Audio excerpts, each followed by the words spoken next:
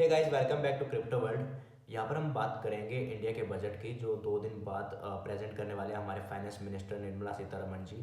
तो यहाँ पर क्या क्रिप्टोज के लिए कुछ न्यू लॉज इंप्लीमेंट होंगे, या क्रिप्टो जो इन्वेस्टर्स है खासकर इंडिया के अंदर, उनके लिए क्या रिलीफ वाली बात है टैक्सेस के रिलेटेड। तो उन सब पर बात करेंगे, पर सबसे पहले हम बात करते हैं मार्केट की। यहाँ पर मार्केट है वो बुलिश ट्रेंड शो कर रहा है, और जो फियर और ग्रीड इंडेक्स है वो 59 के अराउंड है, और जो कि एक अच्छी बात है, न्यूट्रल पर शो कर रहा है। और जो क्रिप्टो मतलब इंडस्ट्री के अंदर 30% पंप आया वॉल्यूम के अंदर, जो कि एक अच्छी बात है। तो मैं आपको बता दूं, काफ़ी सारे जो न्यू इन्वेस्टर्स हैं वो अब बाय करने पे लगे हुए हैं। तो अगर वो बाय कर रहे हैं, अपनी होल्डिंग बना रहे हैं, तो ठीक है। पर वो ट्रेड ले रहे हैं तो सोच समझ के ट्रेड ले। यहाँ पे बिल्कुल थोड़ा सा फ़ायदा हो जाता है, तो आप उसको निकाल लो, क्योंकि यहाँ पे जो भी हो रहा है वो सब न्यूज़ के रिलेटेड हो रहा है। अभी जो 2 मंथ्स आने वाले हैं उसके अंदर जितना भी क्रिप्टो के अंदर पंप या डंप आएगा वो न्यूज़ के रिलेटेड आएगा। क्योंकि जब से मैं देख रहा हूँ, हार्विंग से पहले कोई भी न्यूज़ आती है। इससे पहले ETF की न्यूज़ आई थी जब पंप आया, पर यहाँ पर ग्रे स्केल की न्यूज़ आई, FTX की या MT गोक्स की, जिन पे सेलिंग की न्यूज़ थी। तो यहाँ पर एक डाउनफॉल भी दिखा। बट उसके बाद फिर से गूगल एड्स, जो जिसके कारण आज पंप है क्रिप्टो इंडस्ट्री के अंदर, मार्केट के अंदर काफ़ी सारा मतलब ग्रीन, जितने भी अल्ट कॉइन्स है या मतलब बिटकॉइन है वो पंप ग्रीन इंडेक्स के अंदर शो कर रहे हैं। तो उनके अंदर जितने भी पंप आया वो गूगल एड्स पर आया, क्योंकि गूगल एड्स पर पहले बैन थी वो बिटकॉइन की एडवर्टाइजिंग वगैरह। पर अब उन्होंने फिर से स्टार्ट कर दिया है। यहाँ पे ब्लैक रॉक फाइडेलिटी ने अपनी फर्स्ट एडवर्टाइजमेंट भी कर दी है, जिससे यहाँ पे मार्केट के अंदर एक पंप आया है।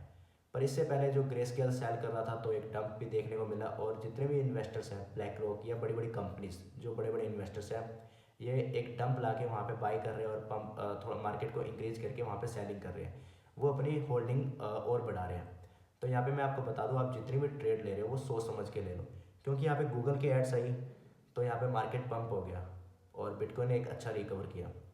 पर अब आने वाला जो टाइम है, यहाँ पर आज पहली बात तो कल से भी हल्का सा डाउनफॉल दिख सकता है, क्योंकि ग्रे स्केल ने 6236 BTC सेल की है, मतलब कॉइन बेस पर ट्रांसफर कर दिया सेलिंग के लिए। तो यहाँ पर एक तरफ से ग्रे स्केल सेल भी कर रहे हैं, और ग्रे स्केल के पास अराउंड 5 लाख BTC थे, और उसने कम से कम 50,000 60,000 के अराउंड सेल भी कर दिया, और अभी वो सेल करता जा रहा है। तो ग्रे स्केल के पास जितने भी 10 कंपनीज है जिन्होंने स्पॉट ETF किया था, उन सबसे ज़्यादा ग्रे स्केल के पास BTC है। तो वो यहाँ पे डंप कर रहे हैं मार्केट, और ब्लैक रॉक और फाइडेलिटी यहाँ पे बाइंग कर रहे हैं। क्या पता ये मतलब दोनों कंबाइन हो, मिलके कुछ कर रहे हो। तो यहाँ पे आप जो भी ट्रेड ले रहे हो, आपको हल्का सा भी प्रॉफिट हो रहा है, होल्डिंग है तो ठीक है, SIP है तो भी ठीक है। पर आप ट्रेडिंग कर रहे हो, आपको फ़ायदा हो रहा है, प्रॉफिट हो रहा है, आप उसको सेल कर दो और लो प्राइस में उसको बाय करो। तो यहाँ पे पंप और डंप्स आने वाले टाइम पे काफ़ी सारा दिखेगा। और एक और बात, जर्मनी ने यहाँ पे सीज किया अराउंड $2.17 बिलियन के BTC। जैसे कि कल US ने सेलिंग के लिए बोला था कि हम BTC सेल करेंगे, जो उन्होंने सीज किए थे सिल्क रोड से। यहाँ पे जर्मनी जो पुलिस है वो उन्होंने भी सीज किया $2.17 के BTC। अराउंड 55 to 60,000 BTC होंगे $2.17 बिलियन के। अब देखो ये सेल करते हैं, या जर्मनी की जो गवर्नमेंट है इसको होल्डिंग पे रखती है आने वाले टाइम के लिए अपने प्रॉफिट के लिए। पर ये एक बैड न्यूज़ ही है क्रिप्टो इन्वेस्टर्स के लिए, कभी भी सेल कर सकते हैं, और मार्केट के अंदर एक डंप देखने को मिलेगा। पर अब एक मेन बात पर आते हैं हम बजट पर। इंडिया का बजट आने वाला है 2 दिन बाद। यहाँ पर मतलब इंडियन इन्वेस्टर्स है खासकर, उनको काफ़ी सारे टैक्सेस देने पड़ते थे पुराने लॉज के अकॉर्डिंग। अगर मैं पुराने लॉज की बात करूँ तो 30% आपको टैक्स देना पड़ता था। फॉर एग्जांपल आपने 100 रुपीज़ अर्निंग की है तो 30 रुपीज़ आपके गवर्नमेंट लेके जाएगी, और आपको सिर्फ 70% मिलेंगे। तो 30% काफ़ी हाई अमाउंट में। अगर आपको प्रॉफिट हुआ, अगर लॉस हुआ वो आपका है, उसके अंदर गवर्नमेंट का कोई रोल नहीं है। अगर ऐसा हो तो हाँ, अगर आपको लॉस हो रहा है वो भी गवर्नमेंट का है तो ऐसा चल जाता। पर यहाँ पर जो आपका प्रॉफिट है उसमें गवर्नमेंट का हक है, पर आपका लॉस के अंदर सिर्फ वो आपका ही लॉस है, किसी और का नहीं है। तो ये मतलब जो टैक्स है वो काफ़ी ज़्यादा है। यहाँ पे टैक्स को कम किया जाए आने वाले बजट पे। क्या ये कम होगा? पर आने वाला बजट काफ़ी इंपॉर्टेंट है। अगर इस बजट में नहीं होता, मेरे अकॉर्डिंग शायद बिल आना चाहिए, पर मैं श्योर नहीं हूँ।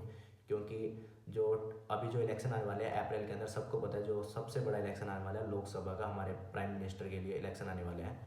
तो यहाँ पर इंडिया के अंदर काफ़ी यंगस्टर्स हैं जो क्रिप्टो के अंदर इन्वेस्ट करते हैं।